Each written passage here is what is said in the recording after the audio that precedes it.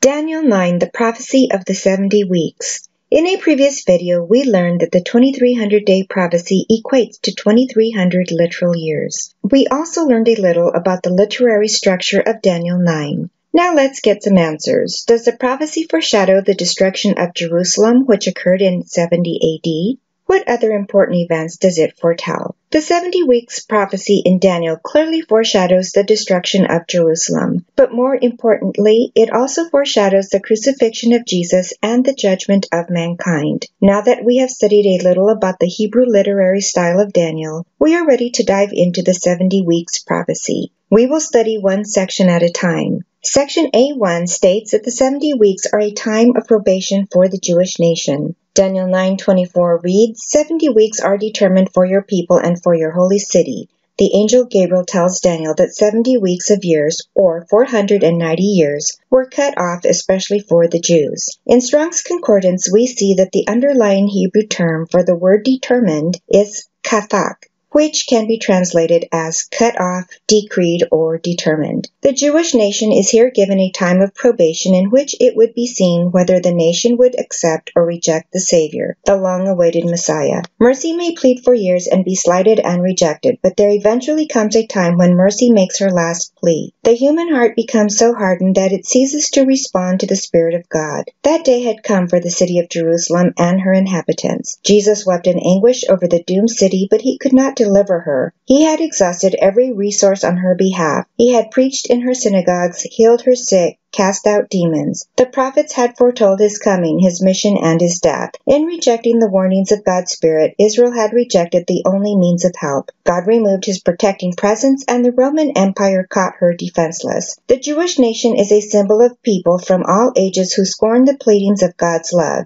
Jesus himself foretold the destruction of Jerusalem. Luke 19:41 reads, Now as he drew near, he saw the city and wept over it, saying, If you had known the things that make for your peace, but now they are hidden from your eyes.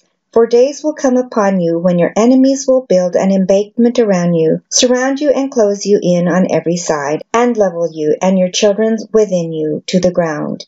And they will not leave in you one stone upon another, because you did not know the time of your visitation. Jesus on another occasion uttered this prophecy of lament. Matthew 23:37 reads, O Jerusalem, Jerusalem, the one who kills the prophets and stones those who are sent to her. How often I have wanted to gather your children together as a hen gathers her chicks under her wings. But you were not willing. See, your house is left to you desolate. Matthew 24:2 reads, And Jesus said to them, Do you not see all these things? Assuredly I say to you, not one stone shall be left here upon another that shall not be thrown down. Therefore, when you see the abomination of desolation spoken of by Daniel the prophet, standing in the holy place, whoever reads, let him understand. Then let those who are in Judea flee to the mountains. Section B1 of the chiasm refers to the Tamid, or continual ministry in the heavenly sanctuary. Daniel 9:24 reads, To finish the transgression, to make an end of sins, to make reconciliation for iniquity, to bring in everlasting righteousness, to seal up vision and prophecy, and to anoint the most holy.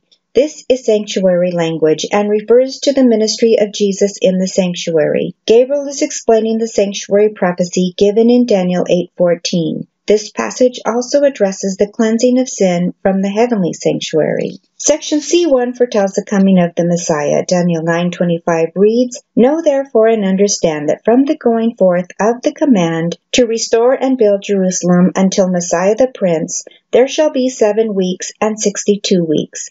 He would arrive on the prophetic scene when the 7 weeks and the 62 weeks were fulfilled. This takes us to the year AD 27, the very year Jesus was baptized. Matthew 3:15 reads, Then Jesus came from Galilee to John at the Jordan to be baptized by him, and John tried to prevent him. But Jesus answered and said to him, Permit it to be so now, for thus it is fitting for us to fulfill all righteousness. When he had been baptized, Jesus came up immediately from the water, and behold, the heavens were opened to him, and he saw the Spirit of God descending like a dove and alighting upon him. And suddenly a voice came from heaven saying, This is my beloved Son, in whom I am well pleased. This passage teaches us that Jesus was baptized to fulfill all righteousness. In other words, it tells us that he was fulfilling the prophecy of Daniel 9. The Holy Spirit descended on him, and in this way he was anointed. Section D1 of the chiasm refers to the rebuilding of the city of Jerusalem. Daniel 9:25 reads, "Know therefore and understand that from the going forth of the command to restore and build Jerusalem until Messiah the Prince, there shall be 7 weeks and 62 weeks. The street shall be built again, and the wall, even in troublesome times." In this passage, Gabriel segments the 70 weeks into 3 unequal sections. There is a period of 7 weeks, 62 weeks, and 1 remaining week. Can this decree be dated? As we have seen in previous video, Ezra implemented the decree at some point after his arrival in Palestine in the 5th month of the 7th year of Artaxerxes' reign. The 5th month of the 7th year of Artaxerxes fell in the late summer or early autumn of 457 BC. By knowing the starting date, it is a simple matter to calculate each of the other dates given in this prophecy. 7 weeks or 49 years from the autumn of 457 BC brings us to the autumn of 408 BC. In this period of 49 years, Jerusalem was rebuilt and restored. 62 weeks or 434 years from the autumn of 408 BC brings us to AD 27. In AD 27, Jesus was baptized and anointed by the Holy Spirit and began his public service. The last remaining week of 7 years takes us to AD 34 when Stephen, the first martyr, was stoned to death and the gospel went to the Gentiles. In the middle of this last week of 7 years, Jesus was crucified. Section E foretells the date of the crucifixion.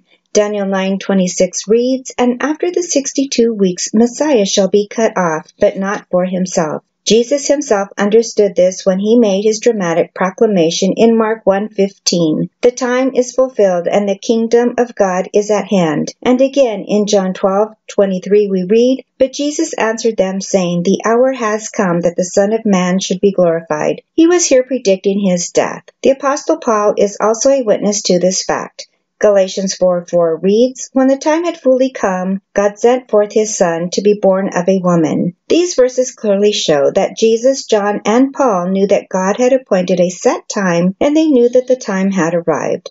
This prophecy foretells the baptism or anointing of Jesus and the date of his crucifixion. He would die to put an end of sin and to bring in everlasting righteousness. Even his resurrection was implied in the prophecy, for after making an end of sin, he would anoint the most holy. Section D2 foretells the destruction of Jerusalem. Daniel 9:26 reads, "And the people of the prince who is to come shall destroy the city and the sanctuary. The end of it shall be with a flood. Until the end of the war, desolations are determined." Jerusalem was destroyed by Roman General Titus, son of the Roman Emperor Vespasian. His soldiers set the temple on fire. They left the entire city in ruins. The temple was destroyed. However, Jesus had already declared the temple desolate 40 years earlier. Matthew 23:38 reads, "Behold, your house is left unto you desolate." When the Jewish nation rejected Jesus, he left the temple for the last time. It was no longer his Father's house. Note that he says, "Your house is left unto you desolate." The Shekinah incarnate had left it for the last time. Section C2 foretells the successful fulfillment of the covenant between God and his people. Daniel 9:27 reads, "And he shall confirm the covenant with many for 1 week." God had made a covenant with his people all through the ages, beginning with Adam and Eve. In the Garden of Eden, God cursed the serpent, that old devil, also known as Satan. In the curse, God foretold that the Messiah would crush the serpent's head.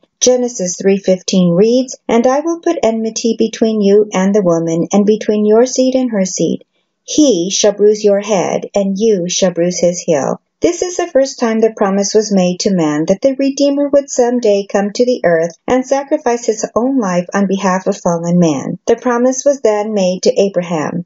God foretold that the Messiah would be born from the seed of Abraham. Genesis 12:1 reads, "Now the Lord said to Abraham, Get out of your country, to a land that I will show you. I will make you a great nation, and in you all the families of the earth will be blessed. This covenant was also confirmed to his children. Jacob prophesied that the Messiah would be born of the tribe of Judah. In this prophecy, he is also referred to as Shiloh. Genesis 49:10 reads, "The scepter shall not depart from Judah, nor a lawgiver from between his feet, until Shiloh comes." There are 400 prophecies foretelling the birth and life and ministry of Jesus Christ in the Old Testament. Daniel 9:27 is another jewel in the long line of messianic prophecies. This one assures us that the covenant would be successfully fulfilled. Section B2 foretells that the Messiah would bring an end to sacrifice and offering. Daniel 9:27 reads, "But in the middle of the week he shall bring an end to sacrifice and offering." Was this part of the prophecy fulfilled? The Jewish priests continued to burn sacrifices until the Romans destroyed their temple in AD 70, almost 40 years after the crucifixion. Hebrews 10:4-9 explains that the death of Jesus abolished the old sacrifices, and Mark 15:38 tells us that the curtain of the temple was torn in two from top to bottom at the moment that Jesus breathed his last, signifying that the most holy place was now open to all with no need of the mediation of an earthly high priest. The ultimate sacrifice had been made by the Son of God. Animal sacrifices pointing forward to his death were no longer necessary. The blood of the Son of God is sufficient to save every person who has ever lived on the earth or who will ever live on the earth, and it is sufficient to forgive every sin that has ever been committed or ever will be committed. And all we have to do is accept this free gift. Think of it this way. A rich philanthropist deposited billions of dollars in the bank and said it was available for free to every man, woman, and child for the payment of all their debts. No debt was excluded. It could be used to pay off mortgages, student loans, credit cards, and any other debt that you can think of. But there was one catch. You had to go to the bank and take out the money. You had to accept this free gift. This is what Jesus did for us when he died in the middle of the last week of years in AD 31. Jesus ended sacrifice by giving himself as the ultimate sacrifice. John 19:28 reads, "After this, Jesus, knowing that all things were now accomplished, that the scripture might be fulfilled, said, 'It is finished,' and bowing his head, he gave up the spirit." Section A2 foretells that desolation will be poured out on the desolate. Daniel 9:27 reads, "And on the wing of abomination shall be one who makes desolate, even until the consummation which is determined is poured out on the desolate." This looks forward to judgment. The consummation which is determined is poured out on the desolate. No one need suffer judgment or the wrath of God. All we need to do is accept his free gift of forgiveness and ask God to transform us into the likeness of Jesus. This is what Jesus is doing today in the heavenly sanctuary. His continual ministry on our behalf is to make an end of sin in our lives and to bring in everlasting righteousness.